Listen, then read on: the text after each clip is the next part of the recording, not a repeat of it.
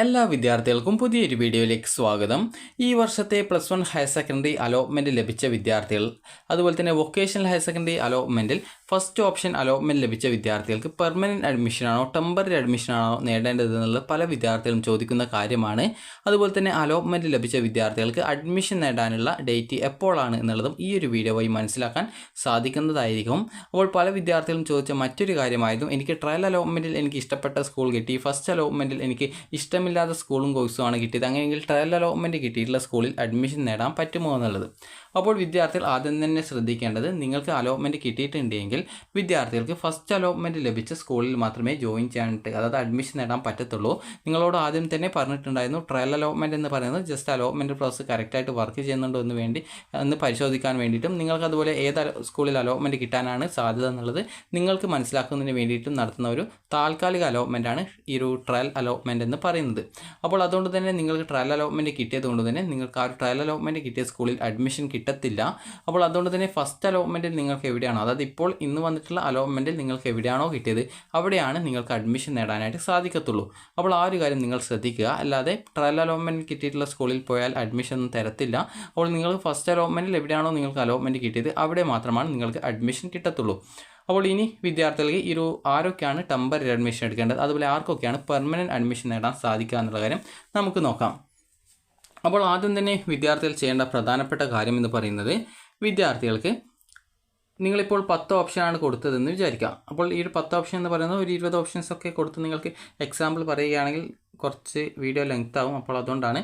അപ്പോൾ നിങ്ങളിപ്പോൾ 10 ഓപ്ഷൻസ് കൊടുത്തു എന്ന് വിചാരിക്കാം. അപ്പോൾ 10 ഓപ്ഷൻ കൊടുത്തിട്ടുള്ള ഒരു വിദ്യാർത്ഥിക്ക് ഇപ്പോൾ ഒന്നാമത്തെ ഓപ്ഷനിലേക്കാണ് അലോട്ട്മെൻറ്റ് കിട്ടിയത്, അതായത് ഫസ്റ്റ് ഓപ്ഷൻ തന്നെയാണ് അലോട്ട്മെൻറ്റ് കിട്ടിയതെങ്കിൽ ആ ഒരു വിദ്യാർത്ഥി നിർബന്ധമായിട്ടും പെർമനൻറ്റ് അഡ്മിഷനാണ് എടുക്കേണ്ടത്. അപ്പോൾ വിദ്യാർത്ഥികൾക്ക് ഇപ്പോൾ ഫസ്റ്റ് ഓപ്ഷനാണ് അലോട്ട്മെൻറ്റ് കിട്ടിയതെങ്കിൽ വിദ്യാർത്ഥികൾ അഡ്മിഷൻ നേടേണ്ടത് പെർമനൻറ്റ് അഡ്മിഷനാണ്.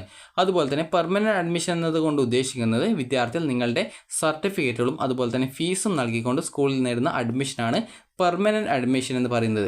ഇപ്പോൾ നിങ്ങൾക്കിപ്പോൾ ഒന്നാമത്തെ ഓപ്ഷൻ കിട്ടിയാലാണ് ആ ഒരു വിദ്യാർത്ഥി നിർബന്ധമായിട്ടും പെർമനൻറ്റ് അഡ്മിഷൻ നേടണം എന്ന് പറയുന്നത്.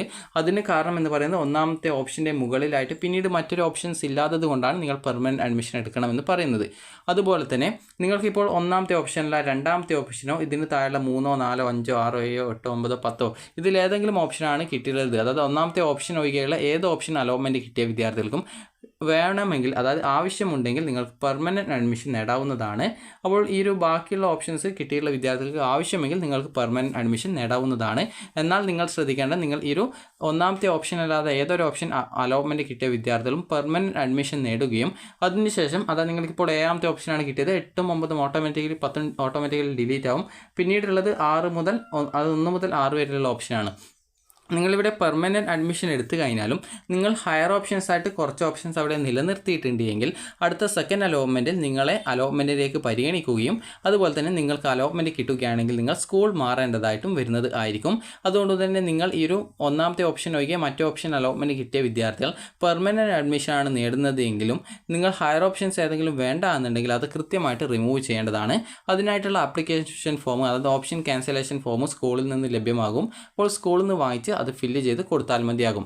ഇനി അടുത്തതായിട്ടുള്ളത് വിദ്യാർത്ഥികളുടെ ടെമ്പററി അഡ്മിഷൻ എന്താണെന്ന് നോക്കാം.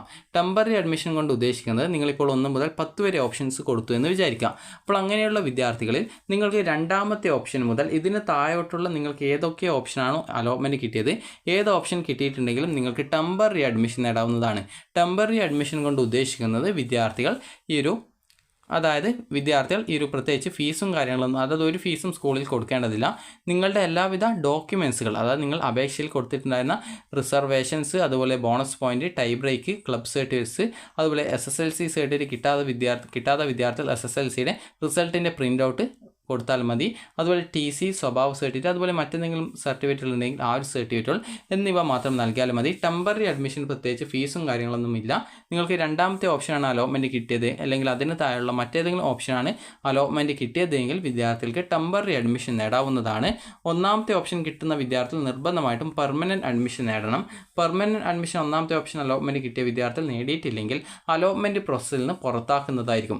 ഇനി വിദ്യാർത്ഥികൾ ചോദിക്കുന്ന പ്രധാനപ്പെട്ട കാര്യമാണ്, ഒന്നാമത്തെ ഓപ്ഷനാണ് എനിക്ക് അലോട്ട്മെൻറ്റ് കിട്ടിയത്, എനിക്കിപ്പോൾ കൊമേഴ്സ് ആണ് അലോട്ട്മെൻറ്റ് കിട്ടിയത്, എന്നാൽ എനിക്ക് മറ്റൊരു സ്കൂളിൽ മറ്റൊരു കോഴ്സിലേക്ക് മാറണം, അല്ലെങ്കിൽ എനിക്ക് ആ ഒരു കിട്ടിയിട്ടുള്ള ഇപ്പോൾ നിലവിൽ കൊമേഴ്സ് കിട്ടിയിട്ടുള്ള സ്കൂളിൽ തന്നെ കമ്പ്യൂട്ടർ സയൻസിലേക്ക് മാറണം, അപ്പോൾ അങ്ങനെ മാറാൻ പറ്റുമോ എന്നുള്ളത്. അപ്പോൾ ഒന്നാമത്തെ ഓപ്ഷൻ കിട്ടിയിട്ടുള്ള വിദ്യാർത്ഥികൾക്ക് ഫസ്റ്റ് ട്രാൻസ്ഫർ അലോട്ട്മെൻറ്റിന് അപേക്ഷിക്കാൻ പറ്റത്തില്ല. കാരണം ഒന്നാമത്തെ ഓപ്ഷൻ സാധാരണ ഒരു വിദ്യാർത്ഥിക്ക് കൊടുക്കുന്നത് ആ ഒരു വിദ്യാർത്ഥിക്ക് ഏറ്റവും കൂടുതൽ പഠിക്കാൻ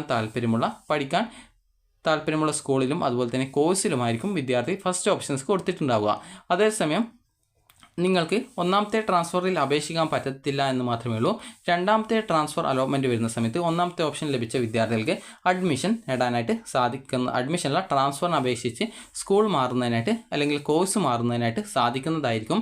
ഇനി വിദ്യാർത്ഥികൾ ശ്രദ്ധിക്കേണ്ട പ്രധാനപ്പെട്ട കാര്യം എന്ന് പറയുന്നത്, വിദ്യാർത്ഥികൾ ഈ ഒരു അലോട്ട്മെൻറ്റ് ലഭിച്ച സ്കൂളിൽ, അതായത് നിങ്ങൾക്കിപ്പോൾ ഹയർ സെക്കൻഡറി വിഭാഗത്തിലും അതുപോലെ വൊക്കേഷണൽ ഹയർ സെക്കൻഡറി വിഭാഗത്തിലും അലോട്ട്മെൻറ്റ് കിട്ടി എന്ന് വിചാരിക്കുക. അപ്പോൾ നിലവിൽ നിങ്ങൾ വൊക്കേഷണൽ ഹയർ സെക്കൻഡറിയിലും അലോട്ട്മെൻറ്റ് കിട്ടിയിട്ടുണ്ടെങ്കിൽ ഇവിടെ നിങ്ങൾക്ക് ഏറ്റവും കൂടുതൽ പഠിക്കാൻ താല്പര്യമുള്ള കോഴ്സ് എവിടെയാണോ കിട്ടിയത് അവിടെ ജോയിൻ ചെയ്യാൻ ശ്രദ്ധിക്കുക. അതുപോലെ നിങ്ങൾ പ്രധാനമായിട്ടും ഇവിടെ ശ്രദ്ധിക്കേണ്ട കാര്യം എന്ന് പറയുന്നത്, ഹയർ സെക്കൻഡറിയിൽ അലോട്ട്മെൻറ്റ് കിട്ടി നിങ്ങൾ അഡ്മിഷൻ നേടാതിരിക്കുകയാണ്, അതായത് അപേക്ഷയിൽ തെറ്റൊന്നുമില്ല, എല്ലാം ഓക്കെയാണ്, എന്നാൽ നിങ്ങൾ അഡ്മിഷൻ നേടാതിരിക്കുകയാണെങ്കിൽ നിങ്ങളെ അലോട്ട്മെൻറ്റ് പ്രോസസ്സിൽ നിന്ന് നിങ്ങളെ പുറത്താക്കുന്നതായിരിക്കും. അപ്പോൾ അതുകൊണ്ട് തന്നെ വിദ്യാർത്ഥികൾ ആ ഒരു കാര്യം നിങ്ങൾ ശ്രദ്ധിക്കുക. അതുപോലെ തന്നെ HSCയിൽ, അതായത് ഹയർ സെക്കൻഡറി വിഭാഗത്തിൽ അലോട്ട്മെൻറ്റ് കിട്ടിയിട്ടുള്ള വിദ്യാർത്ഥികൾ ഹയർ സെക്കൻഡറിയിൽ തന്നെ ജോയിൻ ചെയ്യാനായിട്ട് പ്രത്യേകം ശ്രദ്ധിക്കുക. അതുപോലെ നിങ്ങൾക്കിപ്പോൾ ബയോളജി സയൻസാണ് പഠിക്കാൻ താല്പര്യം, നിങ്ങൾക്കിവിടെ ഹയർ സെക്കൻഡറിയിൽ ഹ്യൂമാനിറ്റീസ് ആണ് കിട്ടിയത്, വൊക്കേഷണൽ ഹയർ സെക്കൻഡറിയിൽ ബയോളജി സയൻസ് ആണ് കിട്ടിയതെങ്കിൽ നിങ്ങൾക്ക് വൊക്കേഷണൽ ഹയർ സെക്കൻഡറിയിൽ പഠിക്കാവുന്നതാണ്. എന്നാൽ നിങ്ങൾ വൊക്കേഷണൽ ഹയർ സെക്കൻഡറിയിൽ ബയോളജി സയൻസ് ആണ് കിട്ടിയതെങ്കിൽ അവിടെ പഠിക്കുന്ന സമയത്ത് അഡീഷണൽ മാത്സ് കൂടി പഠിക്കാനായിട്ട് ശ്രദ്ധിക്കേണ്ടതാണ്. അപ്പോൾ അങ്ങനെയെങ്കിൽ മാത്രമാണ് ഹയർ സെക്കൻഡറിയുടെ ബയോളജി സയൻസിന് ഇക്വലാവുള്ളൂ. അപ്പോൾ ആ ഒരു കാര്യം കൂടി നിങ്ങൾ ശ്രദ്ധിക്കുക. അപ്പോൾ വിദ്യാർത്ഥികൾക്ക് ഈ ഒരു അലോട്ട്മെൻറ്റ് ലഭിച്ചിട്ടുണ്ടെങ്കിൽ നിങ്ങൾക്ക് നാളെ മുതൽ, അതായത് ജൂൺ 3-ാം തീയതി രാവിലെ 10 മണി മുതൽ ജൂൺ 5-ാം തീയതി വൈകുന്നേരം 5 മണി വരെ അഡ്മിഷൻ നേടാവുന്നതാണ്. അപ്പോൾ വിദ്യാർത്ഥികൾക്ക് ഈ ഒരു വീഡിയോ ഉപകാരപ്രദമായിട്ടുണ്ടെങ്കിൽ ലൈക്ക് ചെയ്യുക, ഷെയർ ചെയ്യുക.